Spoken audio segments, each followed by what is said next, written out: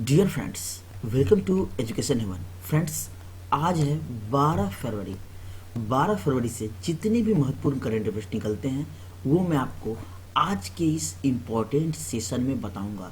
तो चलिए शुरू करते हैं आज का पहला प्रश्न।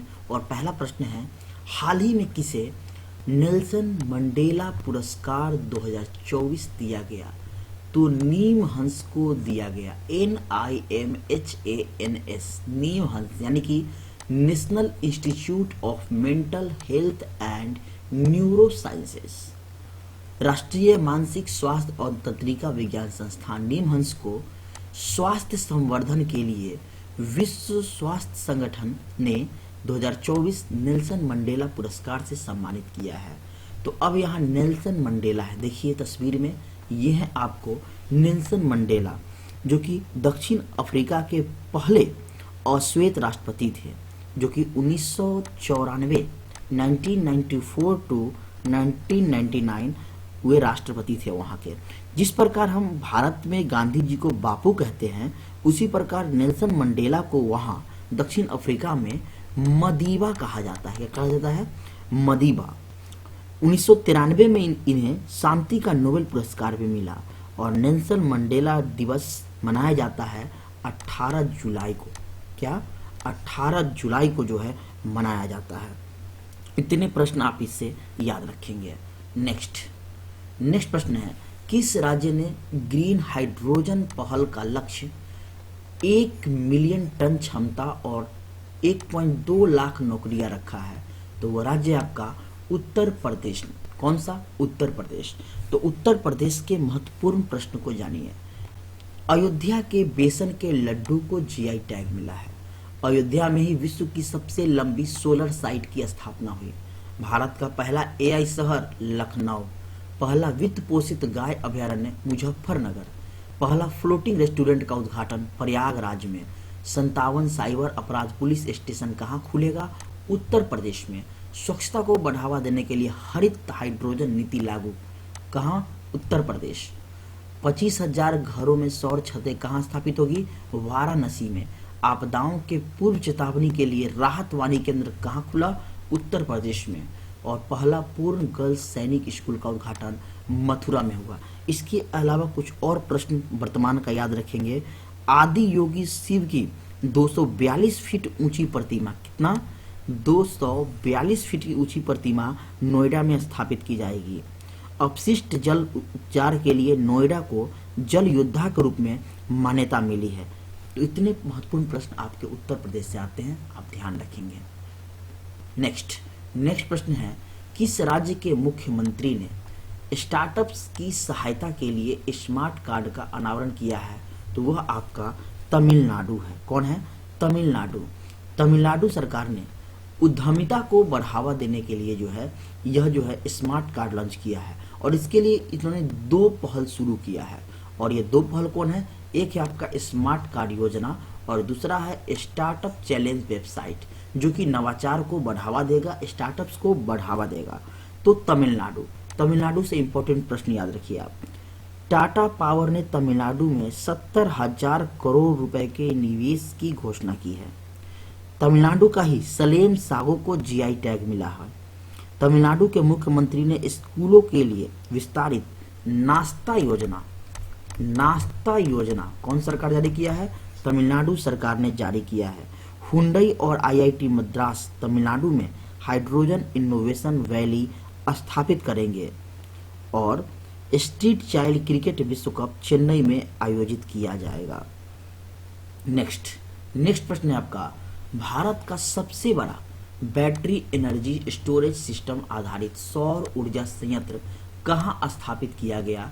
तो यह आपका छत्तीसगढ़ में स्थापित किया गया है। तो छत्तीसगढ़ के राजनांदगांव जिले में डोंगरगढ़ रोड पर ग्राम ढाबा के पास पहाड़ी क्षेत्र में देश का सबसे बड़ा बैटरी एनर्जी स्टोरेज सिस्टम यह स्थापित होगा।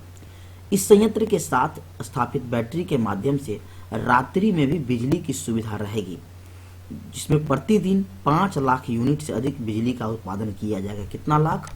5 लाख से अधिक उत्पादन किया जाएगा बिजली का। और लगभग 4.5 लाख मीट्रिक टन कार्बन उत्सर्जन की कमी आएगी। इससे हरित ऊर्जा को भी प्रोत्साहन मिलेगा और लगभग लागत इसका जो है 960 करोड़ रखा गया है। कितना? 960 करोड़। और यह देश का पहला ऑन ग्रिड सोलर सिस्टम होगा। तो यहाँ पहला है। तो कुछ प्रश्न सौर ऊर्जा से संबंधित याद रखेंगे आप। जैसे भारत का पहला सौर ऊर्जा संचालित गांव कौन है? तो गुजरात का मोढेरा गांव। कौन है? गुजरात का मोढेरा गांव।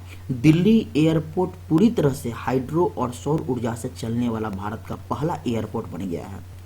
देश का पहला सोलर रूफटॉप सिस्टम का उद्घाटन गुजरात के गांधीनगर में हुआ। दुनिया का सबसे बड़ा फ्लोटिंग सोलर पावर प्लांट कहाँ बनेगा? तो मध्य प्रदेश के खांडवा जिले में नर्मदा नदी पर बनेगा। तो किस बांध पर? तो ओमकारेश्वर बांध पर। यह तथ्य आप याद रखिए, ओमकारेश्वर बांध पे बनेगा। देश का पहला सोलर सिटी कौन बना है? सांची मध्य प्रदेश में देश का पहला सोलर सिटी। भारत की पहली green solar power factory Uttarakhand में। भारत का पहला सोलर साइकिलिंग ट्रैक हैदराबाद में। और प्रधानमंत्री नरेंद्र मोदी ने 22 जनवरी 2024 को सौर ऊर्जा को बढ़ावा देने के लिए प्रधानमंत्री सूर्योदय योजना की शुरुआत की है। कौन सी योजना? सूर्योदय योजना। तो इतने तथ्य इससे बनते थे। हर एक प्रश्न आपके लिए इंपॉर्टेंट है। जो भी एक प्रश्न से निकलता है इंपॉर्टेंट प्रश्न, वो मैं आपको बताता हूं। नेक्स्ट है आपका एनपीसीआई के गैर कार्यकारी अध्यक्ष कौन बने हैं? तो यह बने हैं आपका अजय कुमार चौधरी। अब यहाँ एनपीसीआई है, मतलब national payments corporation of India.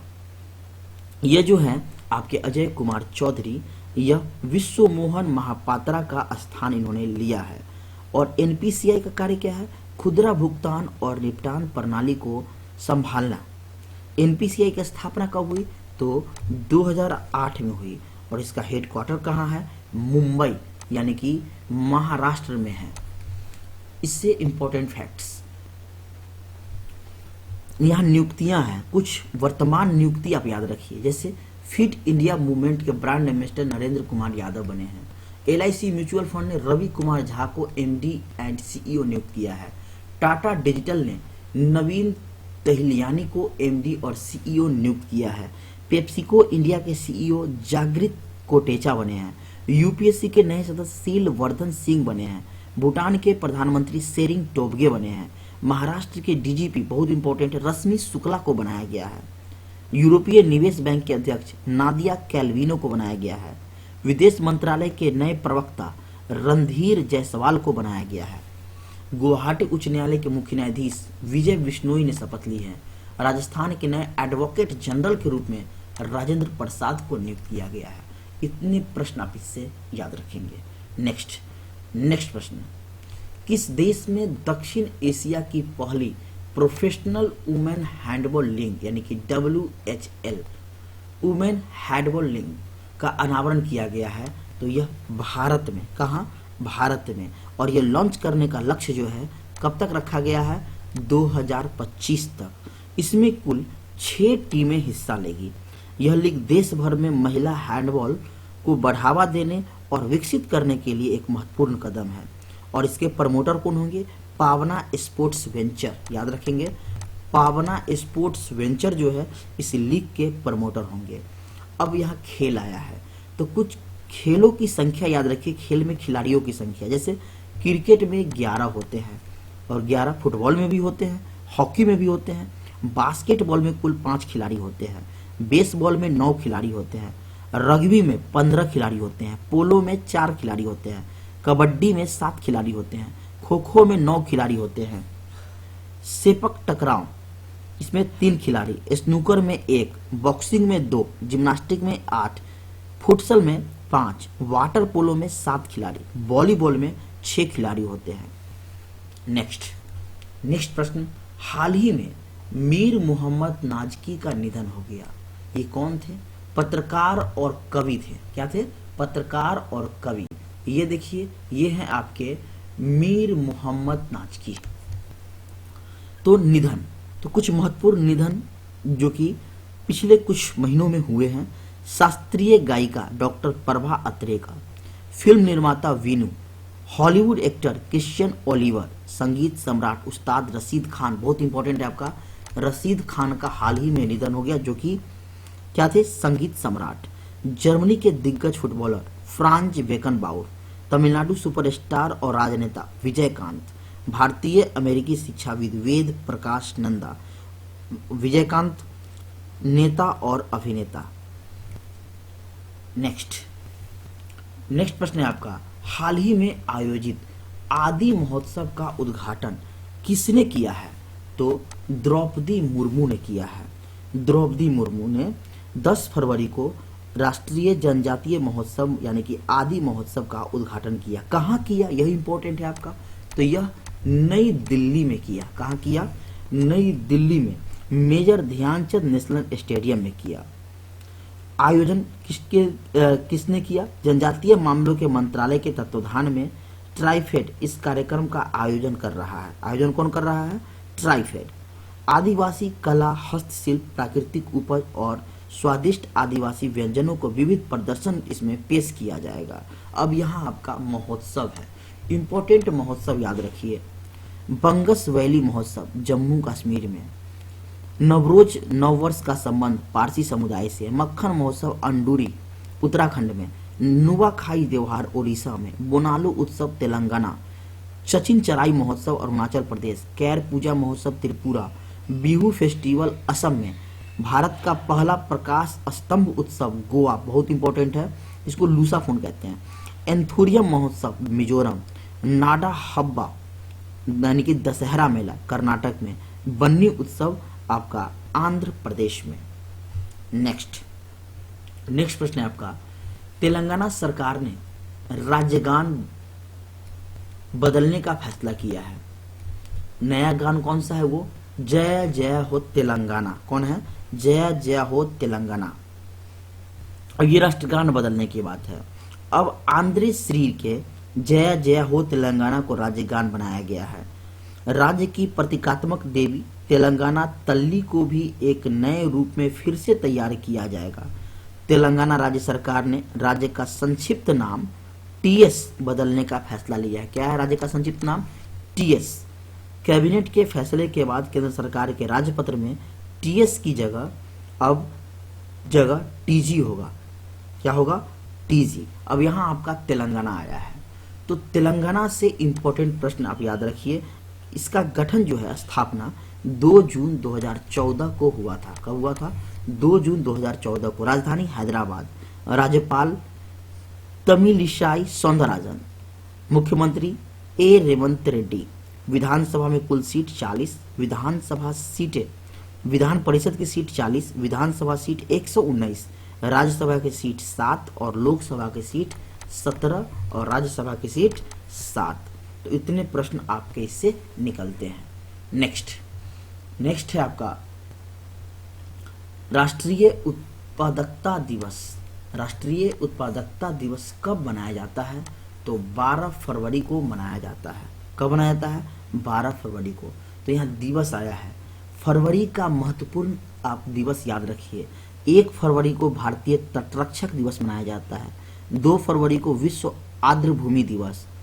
4 फरवरी विश्व कैंसर दिवस, बहुत इंपॉर्टेंट है ये। 4 फरवरी को विश्व कैंसर दिवस मनाते हैं। 4 फरवरी को ही श्रीलंका का राष्ट्रीय दिवस मनाया जाता है। 6 फरवरी को सुरक्षित इंटरनेट दिवस मनाया जाता है। 10 फरवरी को विश्व दलहन दिवस, राष्ट्रीय कृमि मुक्ति दिवस मनाया जाता है। 11 फरवरी को विज्ञान में महिलाओं और लड़कियों का अंतर्राष्ट्रीय दिवस। 12 फरवरी मैंने बताया भी राष्ट्रीय उत्पादकता दिवस। 13 फरवरी विश्व रेडियो दिवस। 13 फरवरी को ही सरोजिनी नायडू जयंती मनाते हैं। 16 फरवरी विश्व मानव विज्ञान दिवस। 20 फरवरी को अरुणाचल प्रदेश स्थापना दिवस। 22 फरवरी को विश्व चिंतन दिवस। 23 फरवरी विश्व शांति और समझ दिवस। 27 फरवरी विश्व एनजीओ डे यानी वर्ल्ड एनजीओ डे। 28 फरवरी बहुत इंपॉर्टेंट है, राष्ट्रीय विज्ञान दिवस। और 28 फरवरी को ही दुर्लभ रोग दिवस भी मनाते हैं। तो इतना आपका दिवस से प्रश्न निकला। तो फ्रेंड्स, आज का आपका होमवर्क है 7वें हिंद महासागर सम्मेलन का आयोजन कहाँ पर किया गया है, यह आपको कमेंट बॉक्स में बताना है। हर एक इंपॉर्टेंट प्रश्न के साथ मैं उसके साथ कई प्रश्नों को बताता हूं, ताकि आपको इंपॉर्टेंट प्रश्न याद रहे और एग्जाम में आप इसको दे सके, बना सके। तो फ्रेंड्स जुड़े रहिए हमारे साथ। मैं आपको 12 से 15 मिनट के वीडियो में 100 प्रश्न से ऊपर प्रश्न बताता हूं, यानी एक प्रश्न से दूसरे रिलेट करके बताता हूं। तो फिर मिलते हैं नेक्स्ट वीडियो में। Thank you for watching this video.